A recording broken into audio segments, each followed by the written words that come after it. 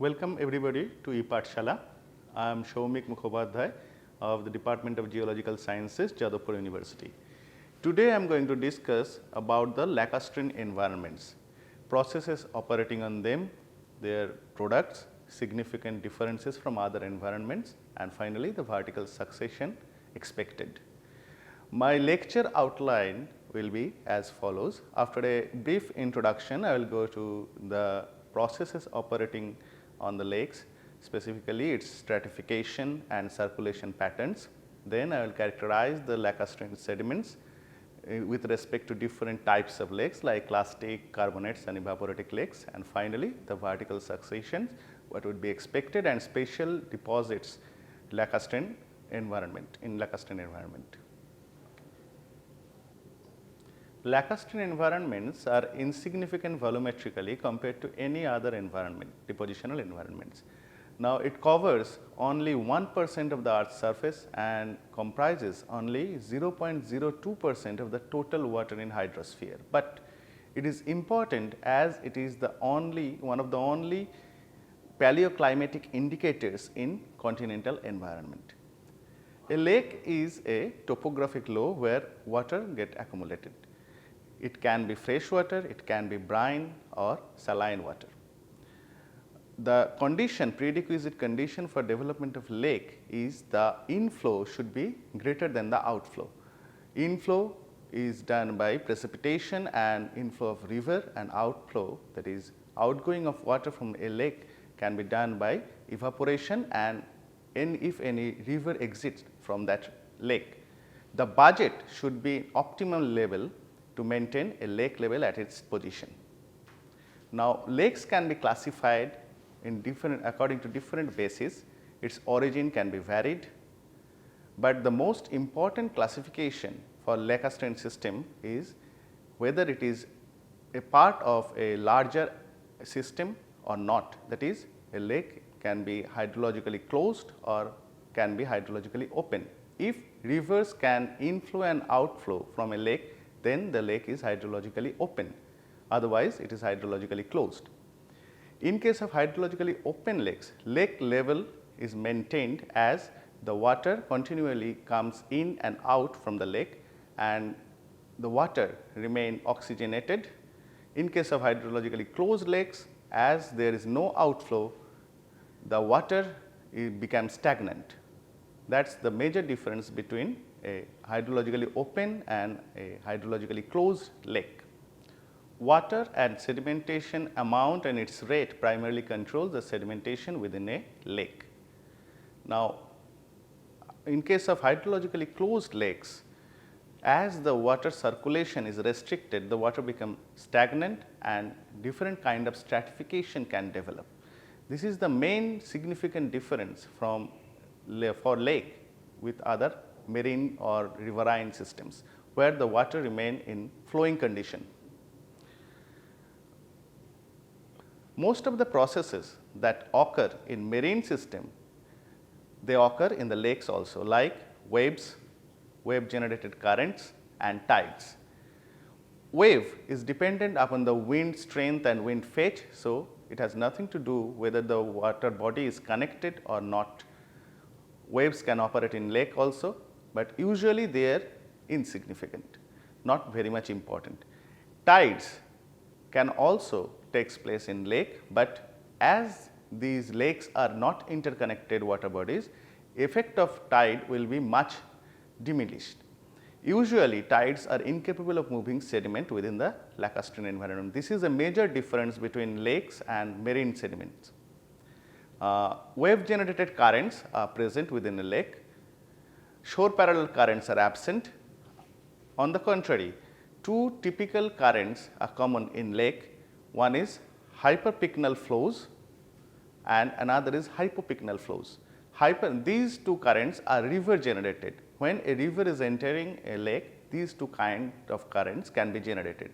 Hyperpycnal flows are high sediment laden flows which flows along the floor of the lake, forming sediment gravity flows, whereas hypopycnal flows are less density flows which move along the surface of the lake and it enhances the rate of sedimentation within a lake. Now, there are important differences with marine systems, which are typical floral or faunal assemblages, variation in water chemistry from lake to lake, and specifically some physical processes like temperature and density stratifications. Now, these kind of temperature and density stratification can only be formed within a lake, especially in a closed lake, not in an open lake. Now, below about 10 to 20 meter depth, any kind of wave generated current or tide cannot operate. So, this allows the development of lake water stratification, which developed in response to the difference in temperature, density and or chemistry of the water in the upper and lower level. Solar radiation is the main source of heating in lake water. Hence, surface water gets heated, but it cannot penetrate much depth. So, the bottom water remains cool. The epilimnion, which is the upper warmer water, are separated from the hypolimnion, which is the lower cooler water, by a line, imaginary line, which is known as thermocline. Influxes of water containing suspended fine particles from the river have density greater than epilimnion, but lesser than hypolimnion. So, it flows along the thermocline and forming interflows. These kind of flows are typical to lacustrine system. This stratification is best developed in temperate region lakes, where it becomes broken seasonally. Warm water and cool water lakes, however, do not mix, they remain permanently stratified. Density as well chemistry of the water changes along with temperature and as well as dissolved ion concentration, that is dissolved salt concentration. Some of the important circulation patterns for lake deeper enough for development of a hypolimnion is amictic, where there is no circulation at all throughout the season. Cold monomictic, that is once circulation in the winter season. Warm monomictic, where the once circulation in the warmer season.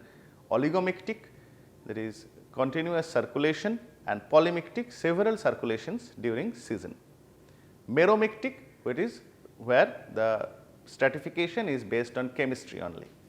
Now, characterization of lacustrine sediment. Sedimentation pattern within lake is primarily controlled by the amount of water and sediment and its rate.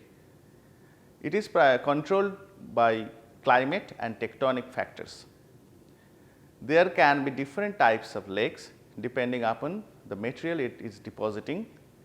The water chemistry is also an important factor, as well as the extent of the catchment area, because this extent of catchment area primarily control the amount as well as rate of the sediment supplied to the lake. Another important factor is whether a lake is hydrologically open or closed. This factor also controls the pattern of sedimentation within a lake. Now, lakes can be classified depending upon the materials it is depositing into clastic lakes, carbonate lakes and ephemeral lakes. Now, clastic lakes are mainly siliciclastic in nature, where the material is supplied mainly by river. A few amount of material is supplied by wind. Generally, lacustrine clastic sediments are thin bedded and dominated by finer particles. Sandstones are usually well sorted, texturally matured than their fluvial counterparts. Similar kind of sub-environments can be developed in a lake like deltas, but those deltas are mostly river dominated deltas. Unlike marine condition, wave or tide dominated deltas cannot be developed in a lake. Depending upon the catchment area, the sediment of the delta can be varied from fine to pebbly. Even fan deltas can develop in a margin of a lake. Now, near shore sediments, siliciclastic sediments near the shore can be of similar kind as marine. Beaches can form, beach ridges, and if the material is fine enough, then muddy cheniers can also form. Lake margins can be represented by sand flats. Planal laminated sheet flow deposits are quite common in those sand flats. Tidal features are almost absent because tides are insignificant in case of lake. Wave features are common.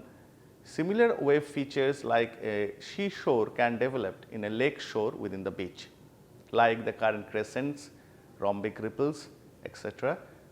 The beach in cross section will be planar laminated and the material will be texturally matured. Now, offshore finds. This is the most volumetric portion of lake sediments because the marginal marine or deltas will be very much restricted towards the margin of a lake. Now, these offshore finds are mostly suspended particles deposited from the lake water through suspension fallout. Now, accumulation rates will be very less. Slowly accumulating sediments can vary in a seasonal basis. They can form rhythmic or cyclic sediments which are typically known as verb deposits. Individual sediment gravity flow deposits generating from the lake margin traversing towards the center of the lake are quite common. Bauma sequences are usually less developed because the water depth usually is not very much in a lake, but part of Bauma sequence can be developed in a lake. Organism rich black shell deposits are quite common in a lake because the anoxic condition prevail within a lake in the deeper portion. Now, carbonate lakes. Chemical or biochemical precipitation of carbonates from water is quite common in a lake. For direct chemical precipitation of carbonate, the lake salinity should be high. Removal of carbon dioxide by photosynthetic organisms lead to this raised pH condition and hence deposition of chemical precipitate of carbonate. Other inorganic precipitation rich iron concentration, iron rings, iron piezolytic rings. In freshwater lakes, the formation of calcium carbonate although is mainly biochemical in origin. They are biologically driven. Usually such hard skeletal portion of organic material gets deposited in the marginal part of the lake because they requires oxygen and as well as light to flourish, but they can be redistributed into deeper portion through basinal processes, lacustrine processes like wave and currents. The breakdown of calcareous algal filaments is a major source of carbonate into lakes. They can be deposited in the marginal portion and can also be carried to deeper water by density driven turbidity currents. However, the most important carbonate precipitation that takes place in a lake is through microbial organisms. They form stromatolites. Different kinds of stromatolites can be formed within a lake. Both shallow water and deep water forms can flourish. Cyanobacteria and blue-green algae form bioherms of stromatolites which develop reef-like structure colonies which flourish in lake in both kind of depth, shallow as well as deeper condition, comparatively deeper, not in very deep condition. A very common feature in lake carbonate is coated grains because cyanobacteria can coat grains over the can form coating over grains and these kind of grains gets deposited. Those are known as oncoids. Ooids can also be formed and ooids are mainly concentrated in the marginal portion of the lake. Apart from carbonate precipitation, siliceous precipitation can also take place from diatoms and sponges. Tufa or travertine is an inorganic precipitate that can take place within a lake. Ephemeral lakes, commonly known as playa lakes, are another kind of lakes. Rate of evaporation, where rate of evaporation outpaces the rate of inflow, then these kind of lakes forms. Basic two types are there, perennial brine bodies and ephemeral salt pans. Ephemeral salt pans are characterized by seasonal flooding and then evaporation and complete drying up of the lake.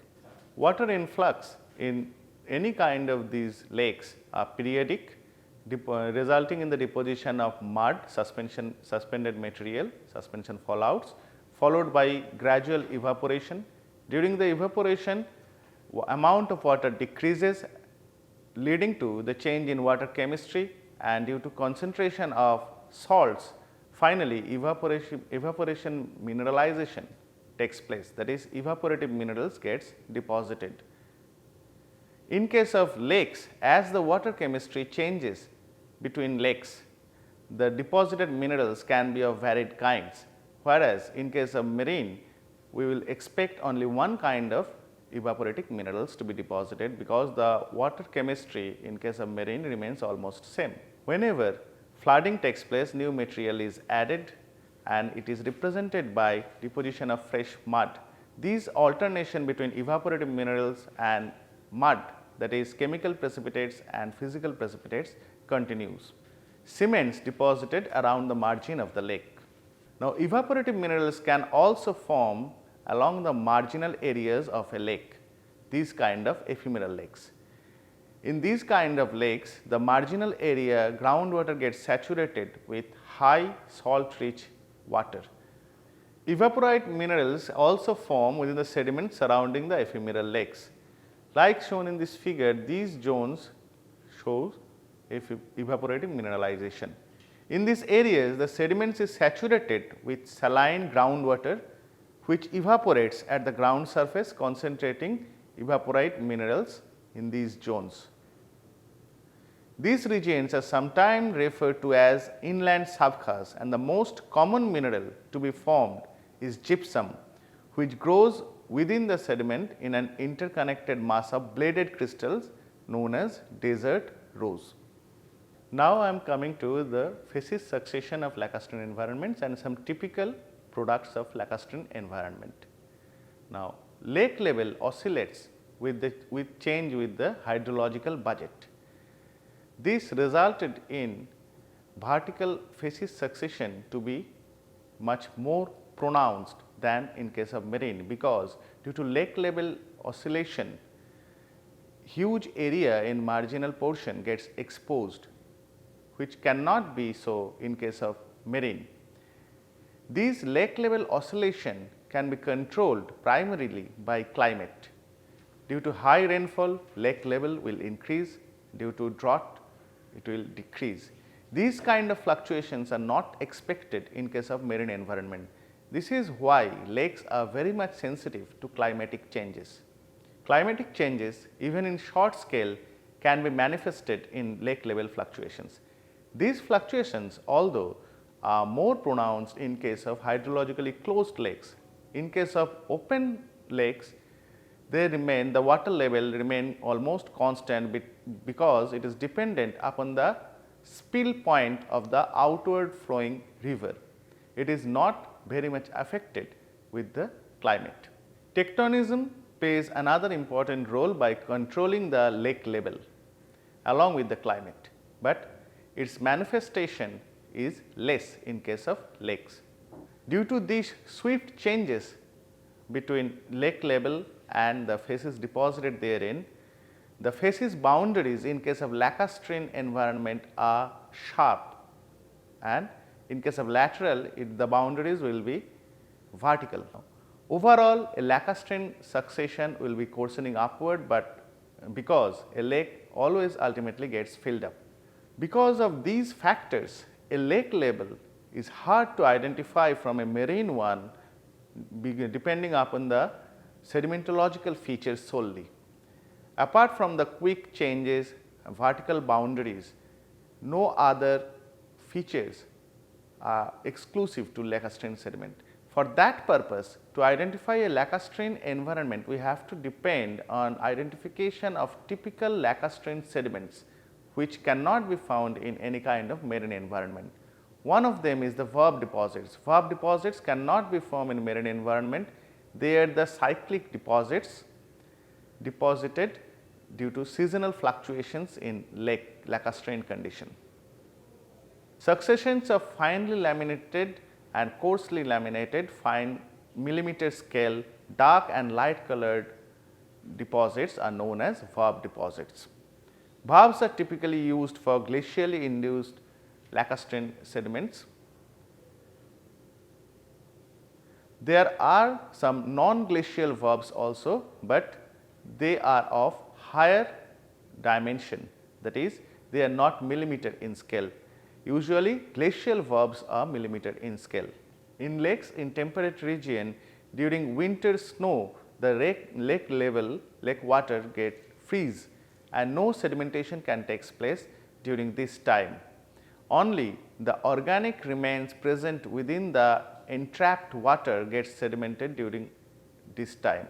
So, it will produce a dark colored organic rich layer. During the summer thaw, when the water is not fed, new material can be added and they can get sedimented from the suspension, producing a comparatively coarser, finer colored layer. These alternation of fine dark colored organic rich layer and light colored inorganic rich layer, comparatively coarser, is known as typical warp deposits. Rhythmites can also form due to upwelling of nutrients, which leads to the biogenic precipitation. Such non-glacial warp deposits also record the seasonal changes like changes in precipitation, temperature, surface runoff. Larger scale warp deposits record the larger scale climatic changes like change in aridity, precipitation rate overall, such as underflows generated by sediment laden, highly sediment laden river waters or such gravity generated flows in the lake bottom are common in open lakes which have steep flanks. Chemical warp deposits can also be formed like trona halite, dolomite, where cyclic sedimentation occurs in a lake. This cyclicity can be of various scales starting from small to larger ones. Whereas glacial warp deposits record the smaller scale fluctuations, non-glacial warp deposits document the larger scale fluctuations in climate. Now, lakes are also characterized by some biogenic deposits known as lake pits. They contain more than 40% of organic material, chiefly land plants, which get deposited within a lake. When these kind of organic material like land plants gets deposited in a lake and gets cut off from the oxygen level, atmospheric oxygen level, they are transformed into peat and known as typical peat mires. These similar organic rich shells can be deposited within a lake, which is known as oil shell.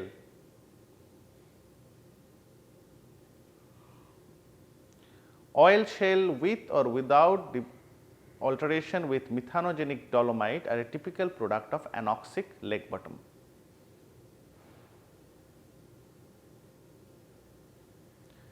Shallow lakes or playas give rise to iron piezolitic deposits. These kind of iron piezolites are typical to lacustrine environment. The piezoids often show concentric rings of different colors depending upon the redox potential of the climate. To summarize, it can be said that lacustrine sediments, although insignificant in volume, can provide good paleoclimatic indicators for the geologic time. Processes operating on a lake can be similar with that of marine conditions, but stratification and circulation pattern are different than that of the marine. Vertical succession and rock records in lacustrine environment can be of various kinds, but the boundaries will be sharp and in lateral contact they will be vertical. Different kinds of lakes can be present depositing different kinds of material like clastic lakes, carbonate lakes or ephemeral lakes, but sedimentologically the depositional mechanism will be chiefly controlled by the amount of water as well as sediment supplied to the lake and its rate. And finally, typical deposits, lacustrine deposits like warp deposits, iron piezolitic deposits or biogenic deposits like oil shells are the fundamental tools to identify lake deposits. Thank you.